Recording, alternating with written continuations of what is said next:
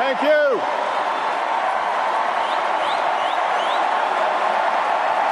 Thank you. Thank you.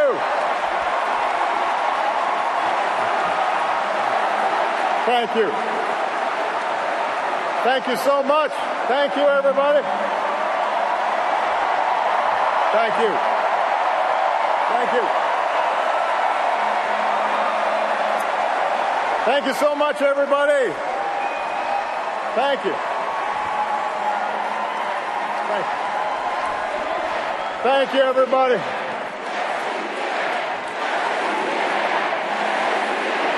Thank you. Thank you.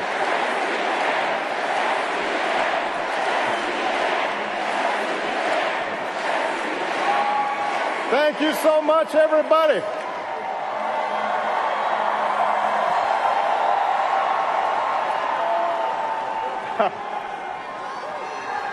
I love you back.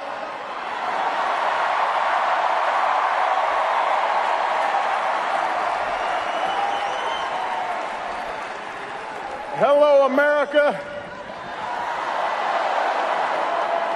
Hello, Democrats.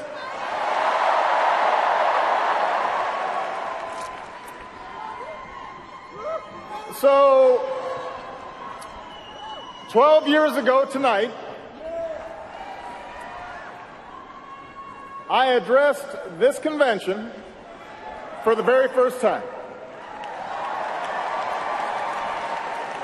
You met my two little girls, Malia and Sasha, now two amazing young women who just fill me with pride. You fell for my brilliant wife and partner, Michelle.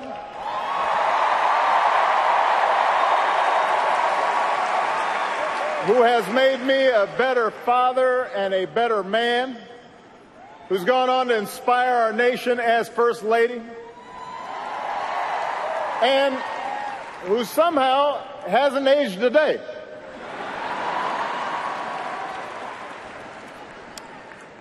I know, the same cannot be said for me. My girls remind me all the time, wow, you've changed so much, Daddy. And then they try to clean it up. Yeah. Not bad, just more mature. and it's true. I was so young that first time in Boston. And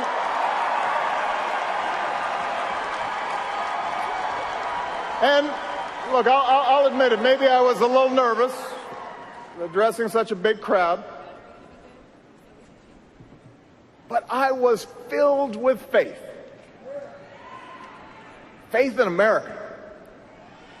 The generous, big-hearted, hopeful country that made my story, that made all of our stories possible.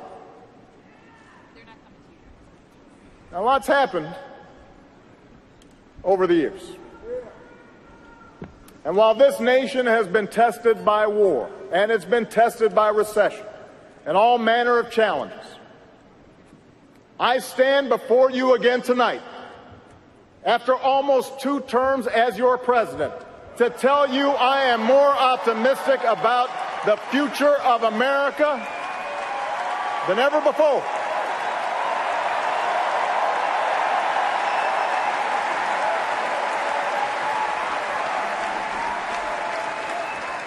How could I not be? After all that we've achieved together,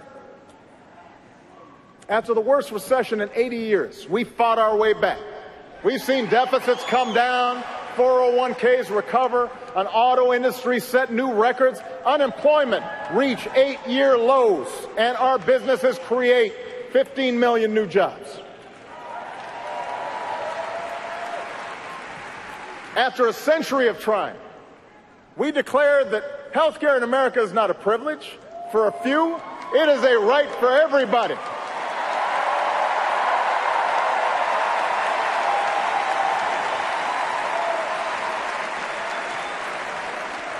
After decades of talk, we finally began to wean ourselves off foreign oil. We doubled our production of clean energy. We brought more of our troops home to their families. And we delivered justice to Osama bin Laden.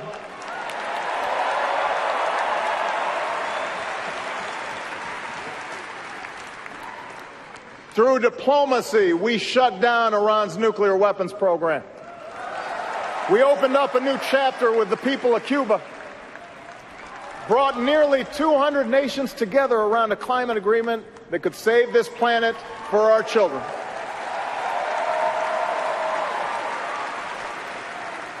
We put policies in place to help students with loans, protect consumers from fraud, cut veterans' homelessness almost in half.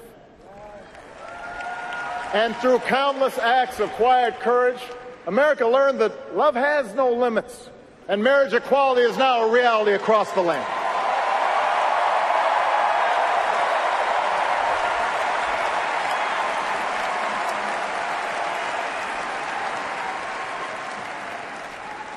By so many measures, our country is stronger and more prosperous than it was when we started.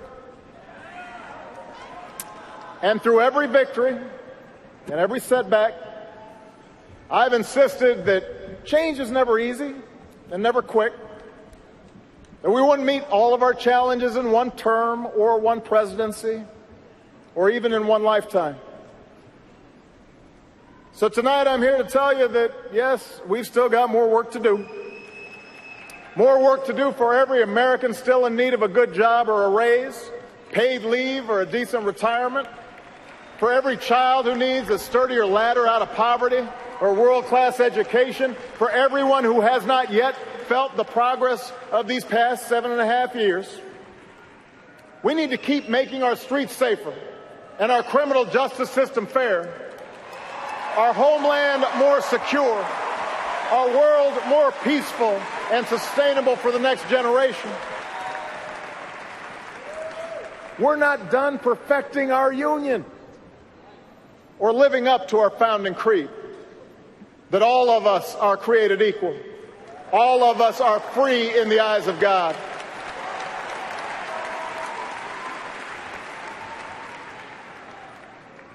And that work involves a big choice this November. I think it's fair to say this is not your typical election. It's not just a choice between parties or policies, the usual debates between left and right. This is a more fundamental choice about who we are as a people and whether we stay true to this great American experiment in self-government. Look, we Democrats have always had plenty of differences with the Republican Party, and there's nothing wrong with that. It's precisely this contest of ideas that pushes our country forward.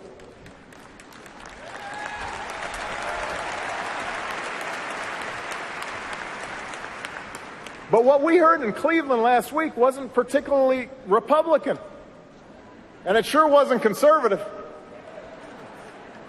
What we heard was a deeply pessimistic vision of a country where we turn against each other and turn away from the rest of the world. There were no serious solutions to pressing problems, just the fanning of resentment and blame and anger and hate. And that is not the America I know. The America I know is full of courage and optimism and ingenuity. The America I know is decent and generous. Sure, we have real anxieties about paying the bills and protecting our kids, caring for a sick parent. We get frustrated with political gridlock and worry about racial divisions. We are shocked and saddened by the madness of Orlando or Nice. There are pockets of America that never recovered from factory closures.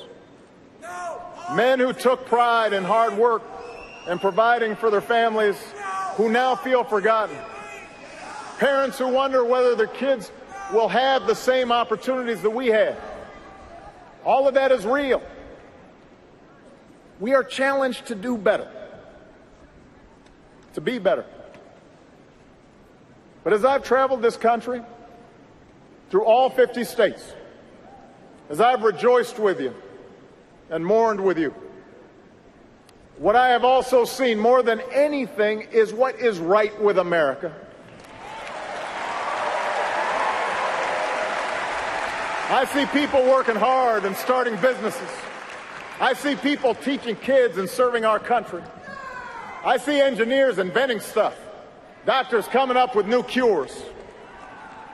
I see a younger generation full of energy and new ideas, not constrained by what is, ready to seize what ought to be.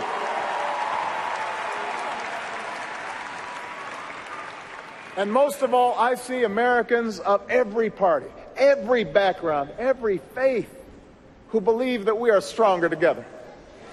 Black, white, Latino, Asian, Native American, young, old, gay, straight, men, women, folks with disabilities, all pledging allegiance under the same proud flag to this big, bold country that we love. That's what I see.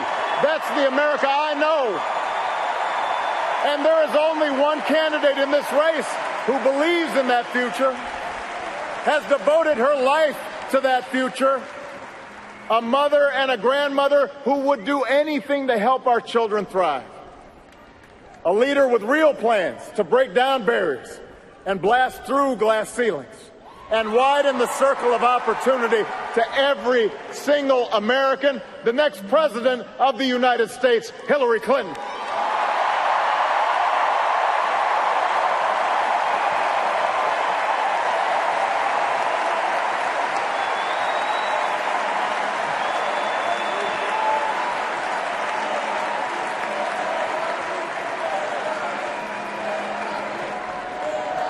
Now, 8 years ago,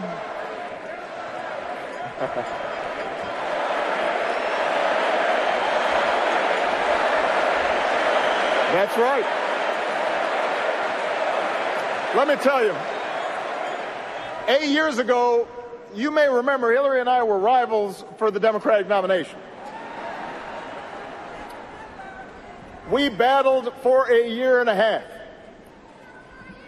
Let me tell you, it was tough, because Hillary was tough. I was worn out. She was doing everything I was doing, but just like Ginger Rogers, it was backwards in heels.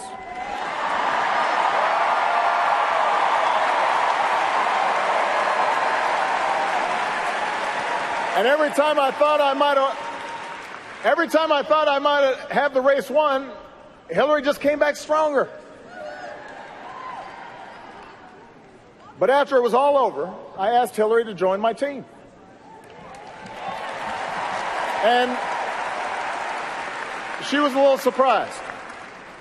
Some of my staff was surprised. But ultimately, she said yes, because she knew that what was at stake was bigger than either of us. And for 4 years, I had a front row seat to her intelligence, her judgment, and her discipline. I came to realize that her unbelievable work ethic wasn't for praise, it wasn't for attention, that she was in this for everyone who needs a champion. I understood that after all these years, she has never forgotten just who she's fighting for. Hillary's still got the tenacity that she had as a young woman, working at the Children's Defense Fund, going door to door to ultimately make sure kids with disabilities could get a quality education. She's still got the heart she showed as our First Lady, working with Congress to help push through a children's health insurance program that to this day protects millions of kids.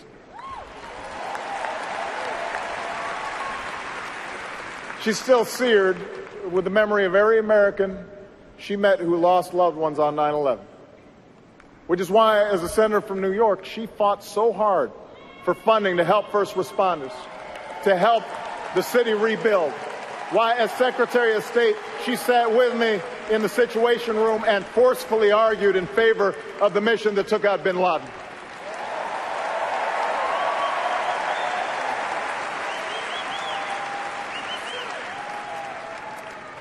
You know, nothing truly prepares you for the demands of the Oval Office. You can read about it, you can study it, but until you've sat at that desk, you don't know what it's like to manage a global crisis or send young people to war. But Hillary's been in the room. She's been part of those decisions. She knows what's at stake in the decisions our government makes.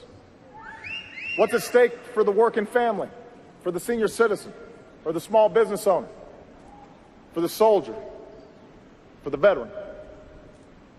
And even in the midst of crisis, she listens to people and she keeps her cool and she treats everybody with respect. And no matter how daunting the odds, no matter how much people try to knock her down, she never, ever quits.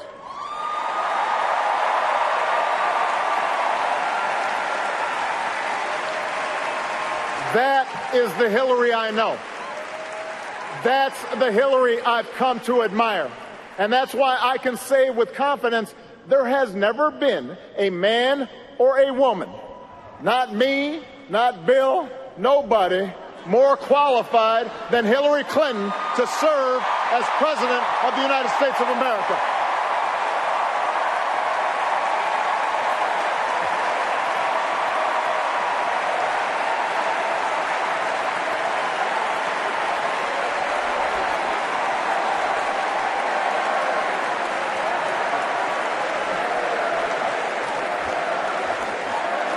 I hope you don't mind, Bill, but I was just telling the truth, man.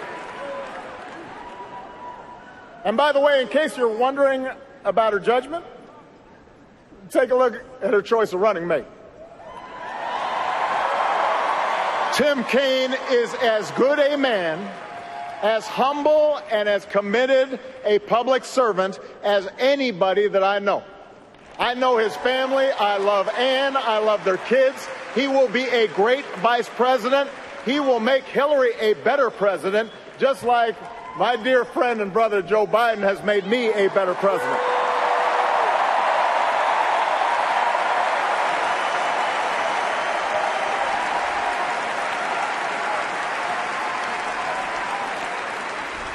Now, Hillary has real plans to address the concerns she's heard from you on the campaign trail. She's got specific ideas to invest in new jobs, to help workers share in their company's profits, to help put kids in preschool and put students through college without taking on a ton of debt. That's what leaders do. And then there's Donald Trump. Don't boo, vote.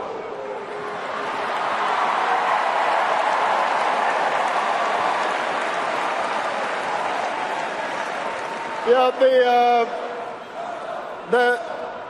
the Donald is not really a plans guy. He's not really a facts guy either.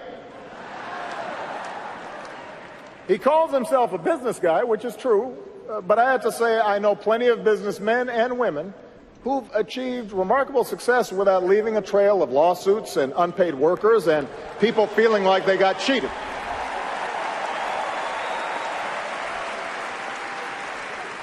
Does anyone really believe that a guy who spent his 70 years on this earth showing no regard for working people is suddenly going to be your champion, your voice?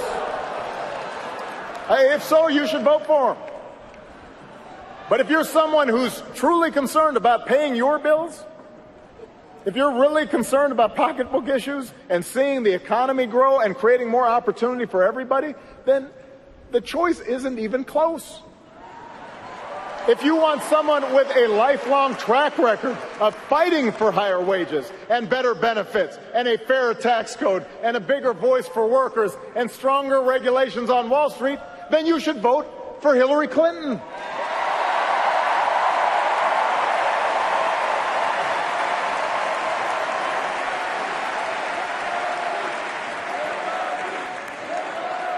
And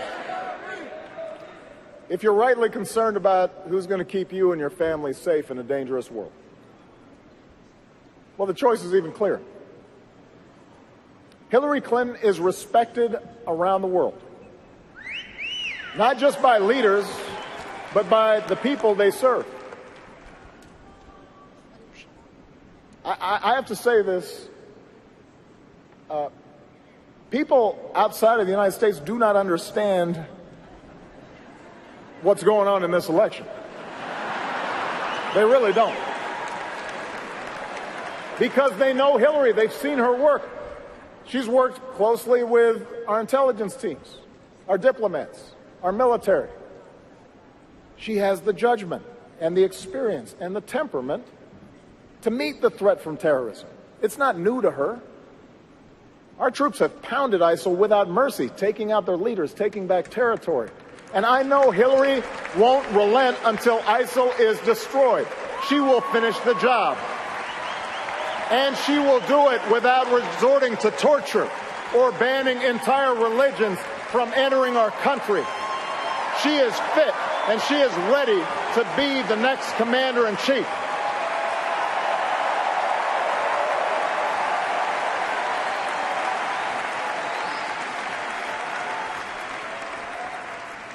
Meanwhile, Donald Trump calls our military a disaster. Apparently, he doesn't know the men and women who make up the strongest fighting force the world has ever known.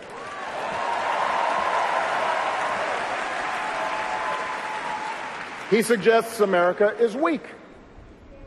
He must not hear the billions of men and women and children from the Baltics to Burma who still look to America to be the light of freedom and dignity and human rights.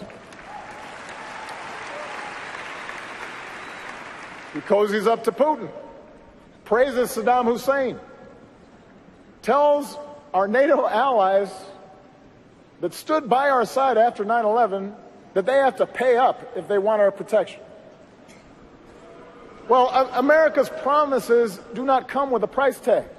We meet our commitments. We bear our burdens. That's one of the reasons why almost every country on earth sees America as stronger and more respected today than they did 8 years ago when I took office.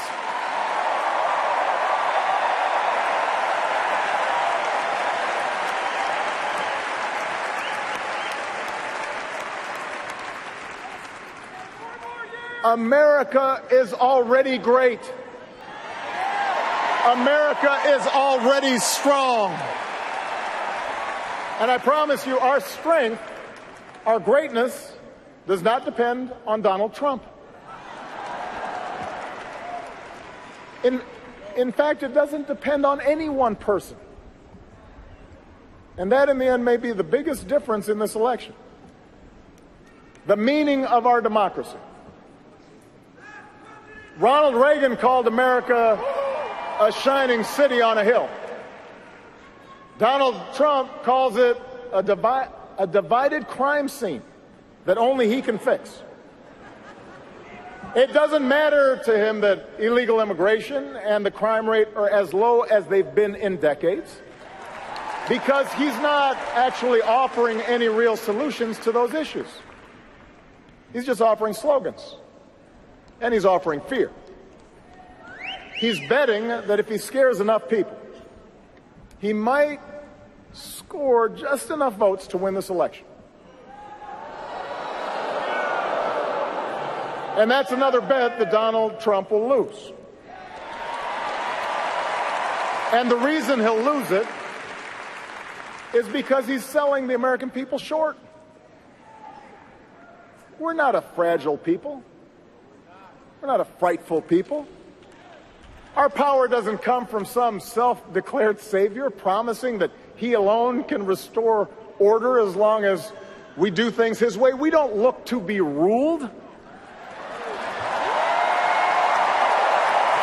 Our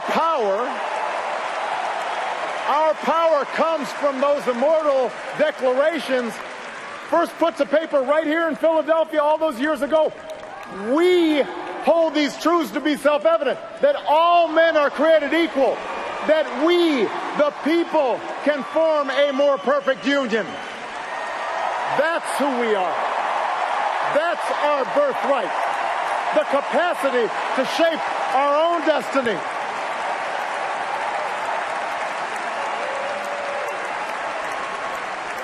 That's what drove patriots to choose revolution over tyranny, and our GIs to liberate a continent. It's what gave women the courage to reach for the ballot, and marchers to cross a bridge in Selma, and workers to organize and fight for collective bargaining and better wages.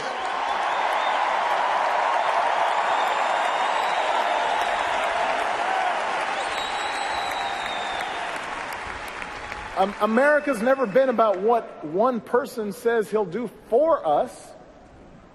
It's about what can be achieved by us, together, through the hard and slow and sometimes frustrating, but ultimately enduring work of self-government. And that's what Hillary Clinton understands. She knows that this is a big, diverse country. She has seen it. She's traveled. She's talked to folks. And she understands that most issues are rarely black and white. She understands that even when you're 100% right, getting things done requires compromise. That democracy doesn't work if we constantly demonize each other. She knows that for progress to happen, we have to listen to each other and see ourselves in each other and fight for our principles, but also fight to find common ground, no matter how elusive that may sometimes seem. Hillary knows we can work through racial divides in this country when we realize the worry black parents feel when their son leaves the house isn't so different than what a brave cop's family feels when he puts on the blue and goes to work. That we can honor police and treat every community fairly. We can do that.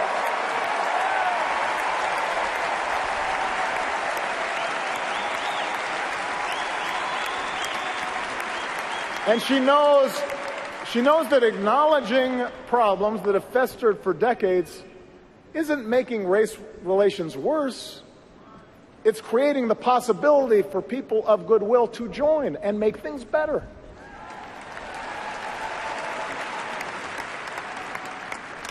Hillary knows we can insist on a lawful and orderly immigration system while still seeing striving students and their toiling parents as loving families, not criminals or rapists.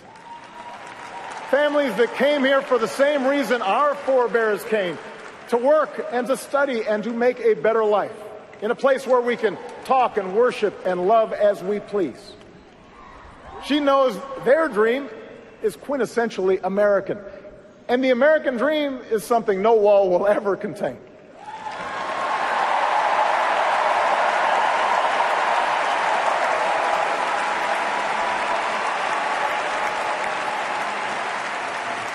These are the things that Hillary knows.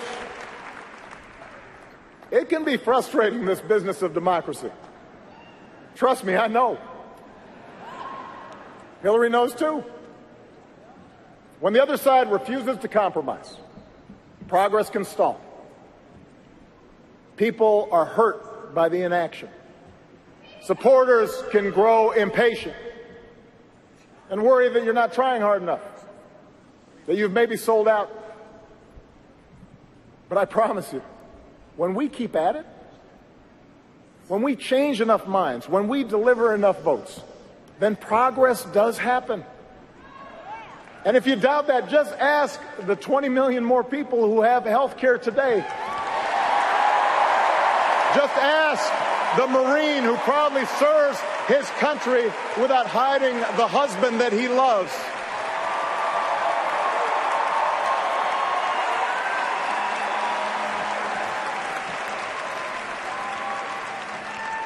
Democracy works, America, but we got to want it. Not just during an election year, but all the days in between.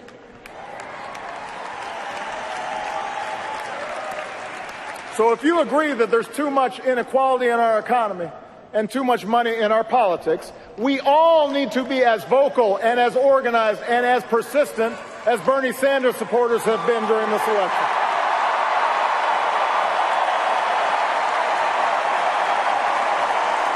We all need to get out and vote for Democrats up and down the ticket, and then hold them accountable until they get the job done.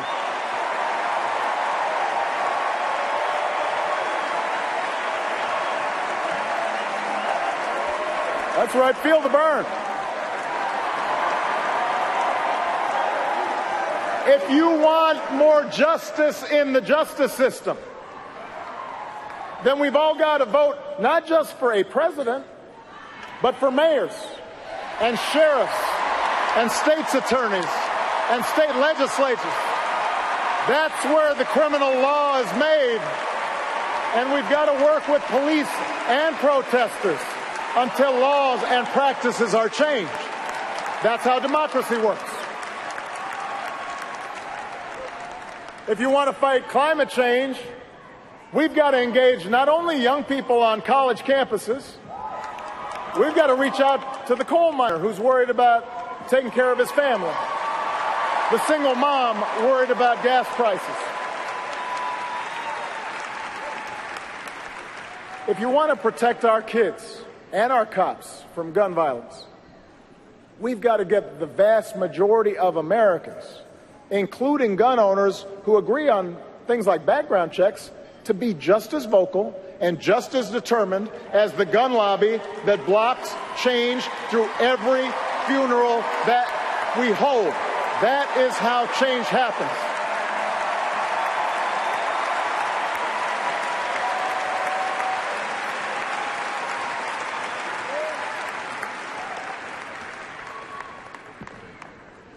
Look, Hillary's got her share of critics. She has been caricatured by the right and by some on the left. She has been accused of everything you can imagine and some things that you cannot. But she knows that's what happens when you're under a microscope for 40 years.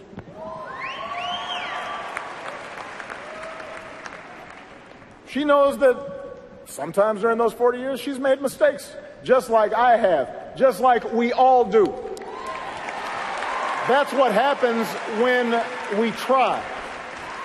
That's what happens when you're the kind of citizen Teddy Roosevelt once described.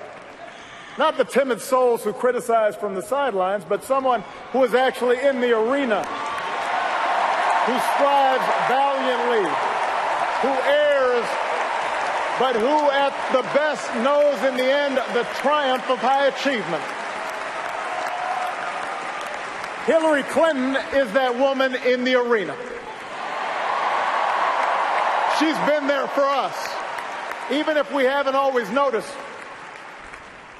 And if you're serious about our democracy, you can't afford to stay home just because she might not align with you on every issue. You've got to get in the arena with her, because democracy isn't a spectator sport. America isn't about, yes, he will. It's about, yes, we can. And we're going to carry Hillary to victory this fall because that's what the moment demands.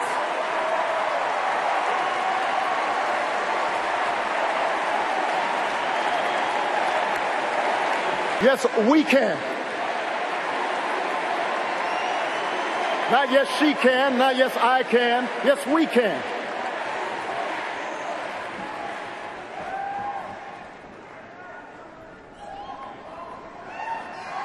You know,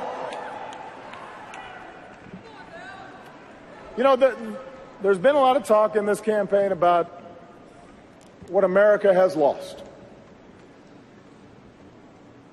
People who tell us that our way of life is being undermined by pernicious changes and dark forces beyond our control. They tell voters there's a real America out there that must be restored.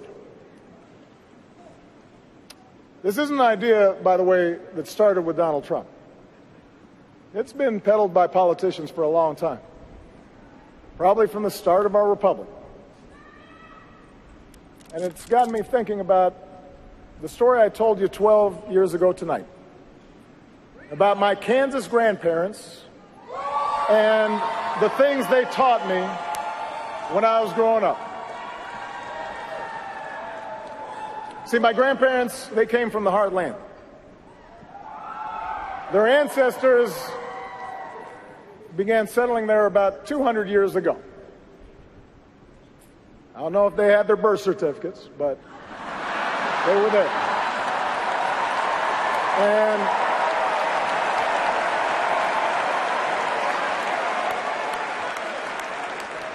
they were Scotch-Irish mostly. Farmers, teachers, ranch hands, pharmacists, oil rig workers. Hardy, small-town folk. Some were Democrats, but a lot of them, maybe even most of them, were Republicans. Party of Lincoln. And my grandparents explained that folks in these parts, they didn't like show-offs. They didn't admire braggarts or bullies. They didn't respect mean-spiritedness or folks who were always looking for shortcuts in life. Instead, what they valued were traits like honesty and hard work, kindness, courtesy, humility, responsibility, helping each other out. That's what they believed in. True things. Things that last. The things we try to teach our kids. And what my grandparents understood was that these values weren't limited to Kansas. They weren't limited to small towns. These values could travel to Hawaii. They could travel even to the other side of the world, where my mother would end up working to help poor women get a better life, trying to apply those values. My grandparents knew these values weren't reserved for one race. They could be passed down to a half Kenyan grandson or a half Asian granddaughter. In fact, they were the same values Michelle's parents, the descendants of slaves, taught their own kids living in a bungalow on the south side of Chicago. They knew these values were exactly what drew immigrants here. And they believed that the children of those immigrants were just as American as their own. Whether they wore a cowboy hat or a yarmulke, a baseball cap or a hijab.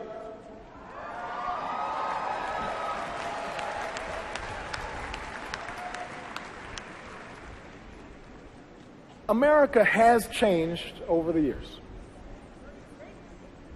But these values that my grandparents taught me, they haven't gone anywhere. They're as strong as ever. Still cherished by people of every party, every race, every faith.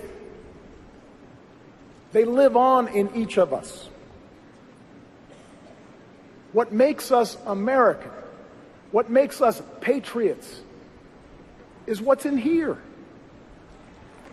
That's what matters. And that's why we can take the food and music and holidays and styles of other countries and blend it into something uniquely our own.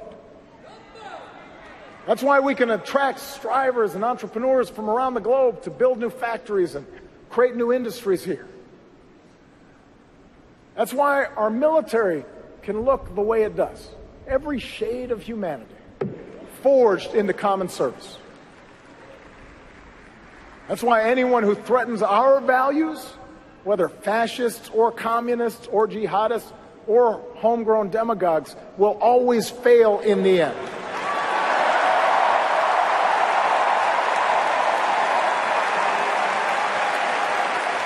That is America. That is America. Those bonds of affection, that common creed. We don't fear the future. We shape it. We embrace it as one people, stronger together than we are on our own. That's what Hillary Clinton understands. This fighter, this stateswoman, this mother and grandmother, this public servant, this patriot, that's the America she's fighting for.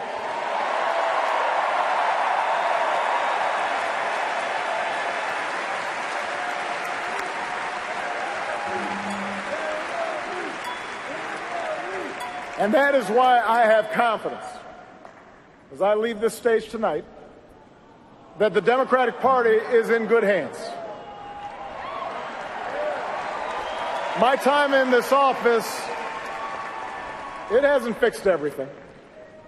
As much as we've done, there's still so much I want to do. But for all the tough lessons I've had to learn, for all the places where I've fallen short, I've told Hillary, and I'll tell you what's picked me back up every single time. It's been you, the American people. It's the letter I keep on my wall from a survivor in Ohio who twice almost lost everything to cancer, but urged me to keep fighting for health care reform, even when the battle seemed lost. Do not quit. It's the painting I keep in my private office.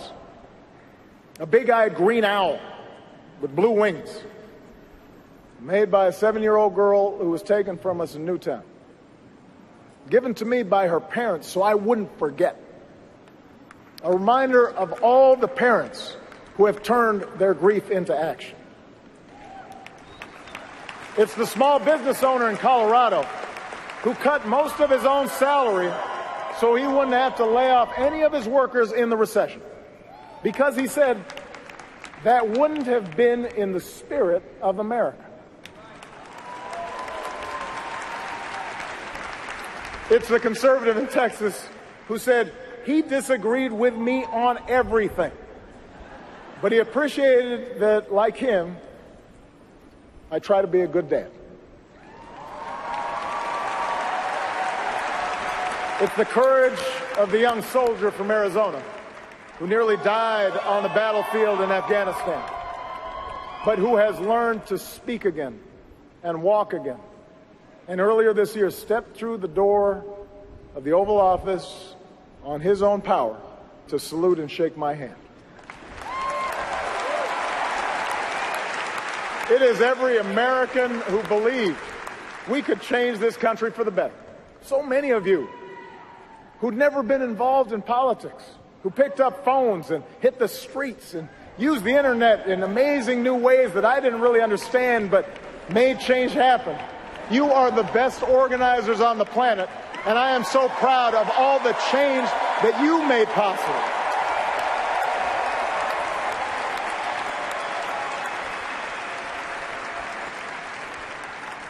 Time and again, you've picked me up. And I hope sometimes I picked you up too.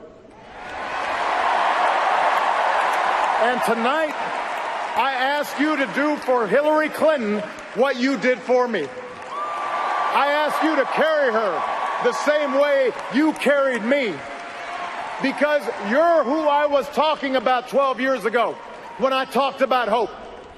It's been you who fueled my dogged faith in our future, even when the odds were great, even when the road is long. Hope in the face of difficulty. Hope in the face of uncertainty. The audacity of hope. America, you've vindicated that hope these past 8 years. And now I'm ready to pass the baton and do my part as a private citizen. So this year, in this election, I'm asking you to join me to reject cynicism and reject fear and to summon what is best in us to elect Hillary Clinton as the next president of the United States. and show the world we still believe in the promise of this great nation. Thank you for this incredible journey. Let's keep it going. God bless you. God bless the United States of America.